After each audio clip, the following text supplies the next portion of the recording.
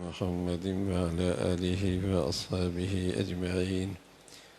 أما بعد فأعوذ بالله من الشيطان الرجيم. بسم الله الرحمن الرحيم.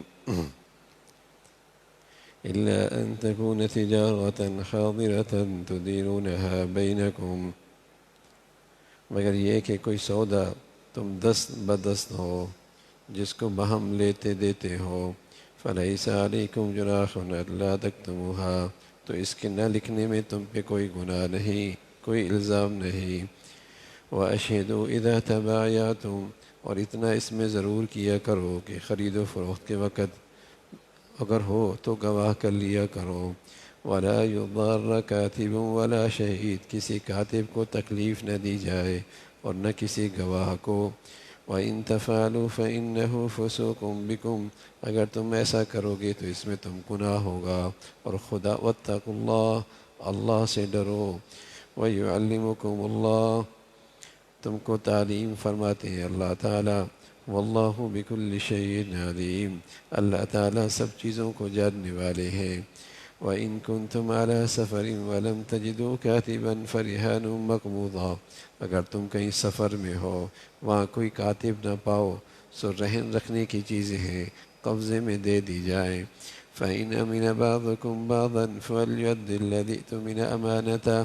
پھر ایک دوسرے کا اعتبار کرتا ہو تو جس شخص کا اعتبار کر لیا گیا تو اس کو چاہیے کہ دوسرے کا حق پورا پورا ادا کرے۔ وَلْيَتَّقِ اللَّهَ رَبَّهُ، اللہ سے جو اس کے پروردگار ہے ڈرے۔ وَلَا تَكْتُمُوا الشَّهَادَةَ، شہادت کو مت چھپاؤ۔ وَمَنْ يَكْتُمْهَا فَإِنَّهُ آثِمٌ قَلْبُهُ، جو شخص اخفا کرے گا اس کا قلب گناہگار ہوگا۔ واللہ بما تعملون علیم، اللہ تعالیٰ تمہارے کیے ہوئے کاموں کو خوب جانتے ہیں۔ معاملات کے سلسلے کے متعلق اور اس کی ہدایات ہیں،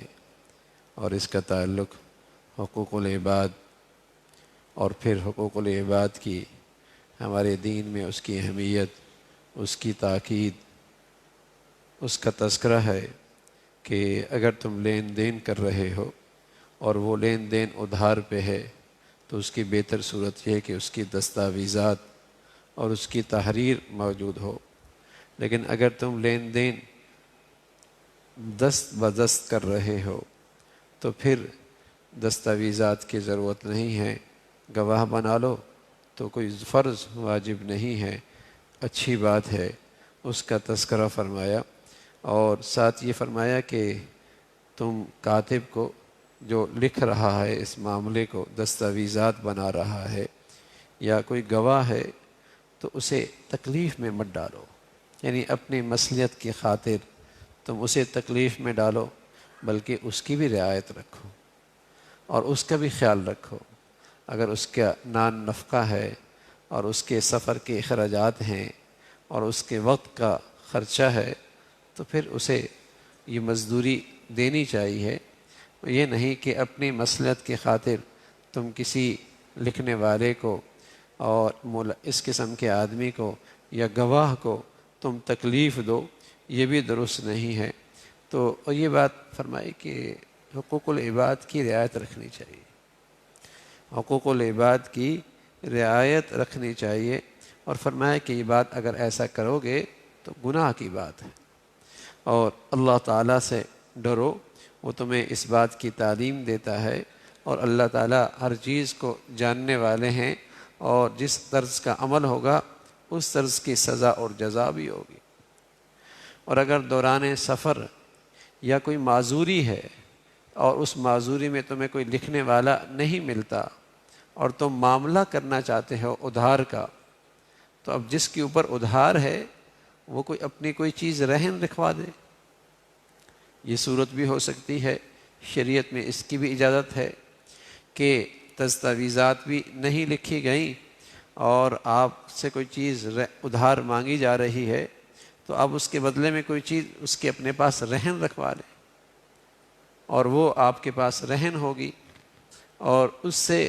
یہ ہوگا کہ ایک اعتماد کی کیفیت، جب وہ ادھار واپس کرے گا آپ اس کا رہن واپس کر دیں گے۔ لیکن اگر آپس کے باہمی اعتماد ہے اور اس رہن رکھنے کی ضرورت نہیں ہے تو پھر جو شخص جس کے پاس یہ امانت ہے اس کو بھی پھر خیال رکھنا چاہیے، اس کو بھی خیال رکھنا چاہیے کہ جب اس نے آپ پر اعتماد کیا تو آپ اس کے اعتماد پہ پورا اتریں اور آپ اس کی امانت کو صحیح طور پہ واپس کر دیں، اور اس معاملے میں اللہ سے ڈرتے رہیں، اللہ سے ڈرتے رہیں۔ یہ خوف خدا اور یہ اللہ کا ڈر اگر زندگیوں میں آ جائے تو یہ آدمی کو ایک دوسرے کے حقوق کی ادائیگی پہ کھڑا کرتا ہے، اور اگر یہ چیز گم ہو جائے زندگیوں سے اور کسی معاشرے سے تو قانون تو ایک حد تک ہے نا، قانون کی رسائی ایک حد تک ہے، قانون کی رسائی ایک حد تک ہے، اور پھر قانون بنانے والے بھی انسان ہیں، بس اوقات وہ قوانین عدل پہ بنتے ہیں اور بس اوقات ان کی بنیاد ظلم اور ناانصافی پر ہوتی۔ تو اللہ کا خوف ایک ایسی چیز ہے جو آدمی کو اللہ کے بندوں کے حقوق پہ کھڑا کرتی ہے، اور چاہے وہ بندہ کمزور ہے اور ضعیف ہے اور اپنے حق لینے کی صلاحیت اور اپنے حق کی فریاد کی طاقت بھی نہیں رکھتا، لیکن اس کے دل میں اللہ کا خوف ہے، یہ اس کے حقوق ادا کرے۔ اس لیے قرآن مجید میں بار بار اس کی تاکید ہے، کوئی بھی حکم ملتا ہے اور اس حکم کے بعد اللہ سے ڈرو، کوئی بھی حکم ملتا ہے پھر اس کے ساتھ تاکید ہے اللہ سے ڈرو، کہ اس حکم پہ کھڑا کرنے کے لیے جو چیز ہے وہ خوف خدا ہے، اور اللہ کے ہاں محاسبے کی فکر ہے کہ بارگاہ میں حاضر ہونا ہے، وہاں تو عدل کی عدالت ہے، وہاں تو انصاف ہوگا، اور وہاں تو باز پرس ہوگی، اور وہاں تو ایک دوسرے کے حقوق کے متعلق سوال ہوگا، اور وقفوہم انہم مسئولون، ٹھہرو ٹھہرو، جب تک تم سے باز پرس نہیں ہوگی آگے نہیں جا سکتے۔ تو یہ خوف خدا آدمی کو اللہ بندوں کے حقوق پہ کھڑا کرتا ہے، اور فرمایا اللہ سے ڈرو۔ پھر ایک شریعت میں جو ایک ہدایت ہے وہ یہ ہے کہ گواہی جھوٹی بھی نہیں دینی چاہیے اور گواہی چھپانی بھی نہیں چاہیے۔ کسی صحت مند معاشرے کے لیے یہ بھی بہت ضروری ہے، کسی معاشرے کی تعمیر کے لیے اور کسی سوسائٹی کی درستگی اور صلاح کے لیے یہ بھی ضروری ہے کہ وہاں گواہی غلط بھی نہ ہو اور وہاں گواہی چھپائی بھی نہ جائے۔ اور یہ گواہی صرف قرض میں نہیں ہے، یہ نکاح کے اندر بھی ہوتی ہے، اور یہ مہر کے ادائیگی کے اندر بھی ہوتی ہے، اور یہ وصیت کے موقع پر بھی ہوتی ہے، اور دیگر معاملات کے اندر بھی گواہی ہوتی ہے۔ تو گواہی چھپائی بھی نہ جائے اور گواہی میں غلط بیانی سے بھی کام نہ لیا جائے، اور ساتھ ساتھ اس کی بھی تاکید ہے کہ گواہی دینے والے کو بلا وجہ تکلیف بھی نہ دی جائے، اس کے لیے خطرات بھی نہ پیدا کی جائیں، اور اس کے لیے مسائل بھی نہ کھڑے کی جائیں۔ اب دونوں طرف ہے، ایک طرف تو اس گواہ کے لیے جان کو خطرہ ہے، اور دوسری طرف گواہی دینے والا بس اوقات اتنا بے باک ہے کہ غلط گواہی دے رہا ہوتا ہے اور گواہی کی میں اندر غلط بیانی سے کام لے رہا ہوتا ہے۔ تو ظاہر ہے یہ بیمار معاشرے کی علامات ہیں،